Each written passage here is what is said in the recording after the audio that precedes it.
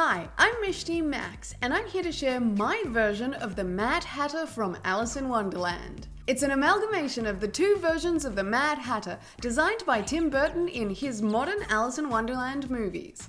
However, I made this makeup much more muchier, because of course I can't just be simple and make it easy. That is of course, because we're all mad here. Firstly, I spent all morning getting into character, hatting hats and using all my millinery supplies to create various chapeaux and different types of headwear, until I stumbled upon the perfect creation. I think this one will do nicely for 10 shillings and 6 pence. But now for the eyes. I primed both my eyelids with Too Faced Shadow Insurance all the way up to the brows and low down under the eyes. And I moisturized my lips with Bepanthen ointment. I tugged out NYX Jumbo Eye Pencil in milk to scribble madly over my whole eyelid space, all the way up to the eyebrows, and then furiously pat the white cream base into my skin and blend it out even towards the nose. I added some extra to the brow bone before pulling out Sugar Pill Taco eyeshadow, which I slapped on to both my brow bones with the Sigma E50 Large Fluff brush for a matte white highlight. Next, I have the Revlon palette in Smoky Sexy, and I'm choosing this light blue shade with the Sedona Lace EB09 brush to coax through my crease as my first transition shade on both eyes. Now I moved on to the Sugar Pill Sparkle Baby palette, and I'm choosing Candy Crush on the Sigma F70 concealer brush to apply the pale blue shadow to my left eyelid in a round shape, taking it up to the socket. I went on to Frostine from the same palette and packed that on with the other side of that brush in the same wide-eyed round shape on my right eye. I matched up the shape on both eyes, trying to get more out of the eyeshadows, and softly blended the edges with the blending brush. The blue wasn't quite the right tone, so I reached into the Sedona Lace Matte 88 palette and layered a touch of the sky blue over the top lightly. I refined the shape, taking it higher into the crease and out at an upwards angle, flipping over that brush for each color. I'm keeping the edges soft using the blending brush and alternating between the lilac and light blue shadows. Now I have the Sugar Pill pigment called Paper Doll, and I'm taking it on the same flat brush to give more depth to the outer edge of the purple lid. I blended that across the lid with more Frostine and added more Paper Doll to the crease using the flat brush and the fluffy blending brush too. Next, I'm bringing in Sugar Pill Velocity eyeshadow on the Zoeva Luxe Petite Crease brush to bring depth to the socket and outer V area of the blue eye. I'm also dragging that into the edge of the lash line. Then to match that on the purple eye, I'm taking 2AM shadow on the same brush and creating the same shape, bringing it right into the inner crease. I'm softening that out with some Makeup Geek Wisteria shadow and blending down the brow bone with the large fluff brush. And I'm dabbing some extra wisteria on the outer corner with that flat brush. On the blue side, I brought in more velocity on the Zoeva brush, mixing the shade in softly and elongating the crease all the way up to the start of the eyebrow. I have the Makeup Geek Stealth eyeshadow, and I'm taking a tiny bit on the tip of the Sigma E47 shader crease brush to really define that socket and outer V shape. I make sure to buff that out with more velocity so the grey doesn't overpower, and also keep the light blue bright on the lid. I want everything to be soft and merge well, and I'm taking even more Revlon light blue to blur out the edges, and going back to keep the lid nice and round on the inner section with the bright blues. I have Makeup Geek Unexpected on that same cleaned off little pointed brush, and I'm going through the same steps, mixing shadows to deepen up the crease. I'm also adding some Sugar Pill Poison Plum eyeshadow, taking that up in a slanted shape to the front of the eyebrow and into the outer V. I'm buffing that line out with Makeup Geek Wisteria and the fluffy blending brush, also tapering that down with some matte white highlight so it doesn't get too high up. Now I'm mixing both Stealth and Unexpected on my brush to really define that socket shape I've created and bring the contrast up to the blue side so they are cohesive. Next, I'm going back to the Frostine shade on the flat brush to sharpen up the inner socket there, and to augment the pastel lilac color, I reached for the Inglot number 439 DS eyeshadow and packing that on the outer 2/3 of the lid, blending that on the inside with Frostine. And I grabbed the Makeup Geek eyeshadow in Daydreamer on the Sigma E56 shader lid brush to add a highlight on the center of the eyelid, and I blended the edges with Frostine, keeping it all clean on the inside and making the eye all round and bulbous. Then for the blue side, I have the Sugar Pill pigment in Lumi, and I'm using the same brush to pick up the teal pigment, and I tried patting it on dry, but then I wet the brush with MAC Fix Plus to get the pigment to stick well and appear nice and shimmery. I used the sky blue shade to blend the edges and keep the lid crisp and clean. I moved on to removing fallout with a makeup wipe, cleaning up the tear duct and sharpening up the outer shape. I decided to add some Daydreamer on a moist brush to up the highlight on the purple side. And I fiddled with the inner crease. I whipped out the Jeffree Star liquid lipstick in Drug Lord, and after decanting some out onto my hand,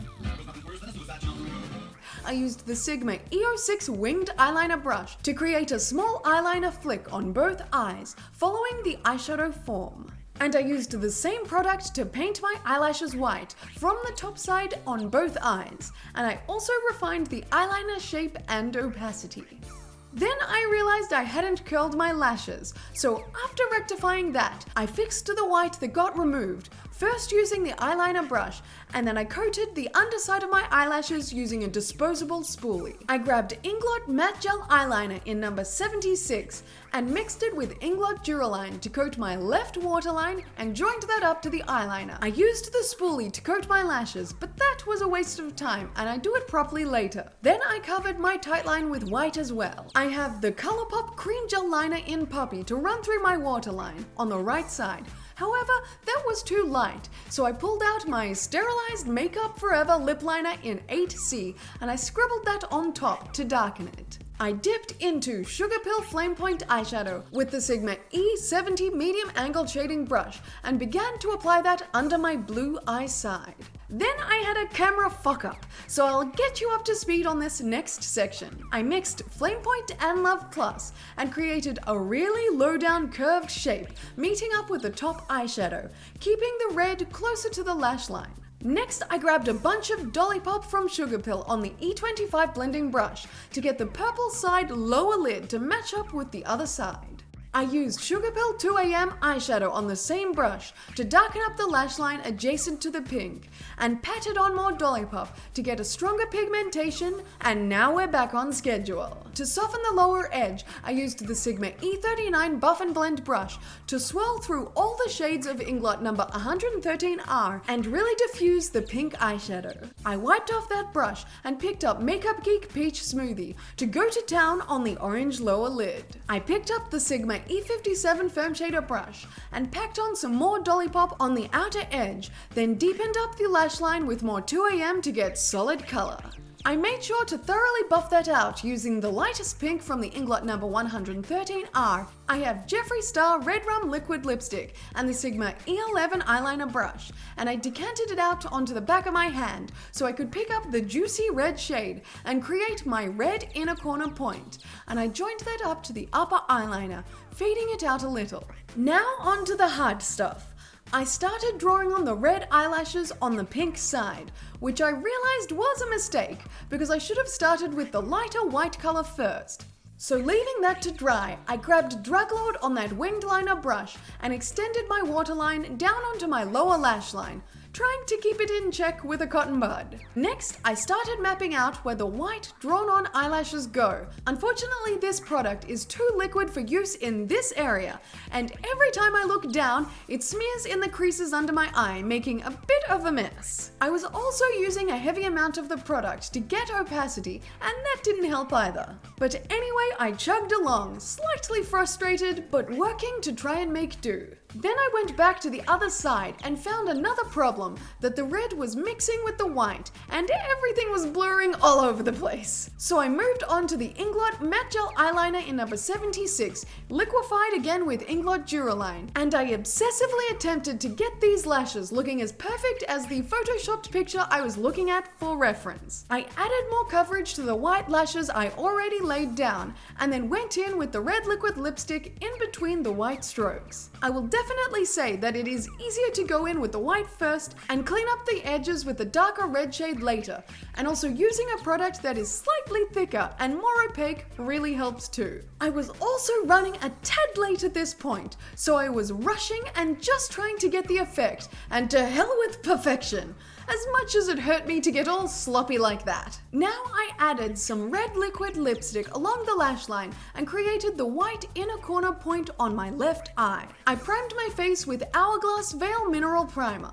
I'm dotting on a bit of NARS Sheer Glow Foundation in Light 1 on my face, and then going in with much more of the Body Shop Lightening Shade Adjusting Drops, and pouncing that into the skin with a damp beauty blender to create a very pale base. I quickly did my eyebrows with the ColourPop Cream Gel Liner in Puppy, filling them in with a heavy hand and adding extra strokes at the front for more craziness. I combed the hairs through with a spoolie and went in with the Real Techniques detailed brush and flame point eyeshadow to set the pencil and strengthen the color. I went into taco eyeshadow with the Real Techniques Expert Face Brush to set my foundation and make it even paler. I used the Real Techniques setting brush around the eyeshadow to blend it into the base, and I'm also adding some of that powder to the harder to reach places. Then I have Sleek Candy Floss Blush on the Real Techniques contour brush, which I slapped under the cheekbones and down the sides of the nose for that signature Mad Hatter look. I also curved up the contour to the apples of the cheeks for a more feminine feel. I grabbed more matte white eyeshadow to apply heavily to my cheekbones as a highlight and to define the underside of the contour. I set that all in place with the Urban Decay All-Nighter Setting Spray. Then I primed my lips with MAC Prep and Prime Lip Base. I lined my lips lightly with Astralis Lip Liner in Romance and applied Revlon Lip Butter in Cupcake to my lips. And to warm up that pink, I used Urban Decay lipstick in Anarchy, dabbed on with my finger for a light layer and to mix in with the other pink shade. And all I had to do was pick up my Mad Hatter hat and grab my red velvet coat and tails, and I'm off to my tea party. I love the googly-eyed strange effect the different colored waterlines give, and how one eye really looks bigger than the other, just using the illusion of lighter and darker colors. This was a really fun look to create, and I had fun adding my own extra beauty elements and socket detail to this character makeup. Even though it was pretty hard to do the fine details, I really like the Tim Burton style Mad Hatter, so it was a great opportunity to play with this makeup look and merge all the madness all over my face. I mean, how could I not do a version of this character since I have actually gone out dressed as my red version of the Mad Hatter many times? You can see the jacket and top I wore more clearly in the tutorial linked in the card and box. My whole outfit was wildly and widely appreciated at the cinema, and many folks said that it was as if I just popped out of the movie screen. Thanks for watching. I hope you enjoyed this nutty movie character inspired tutorial, and don't forget to subscribe for more videos. Also check out my band and podcast on iTunes. And if you want to send me a letter or something, I have my PO box listed in the description box.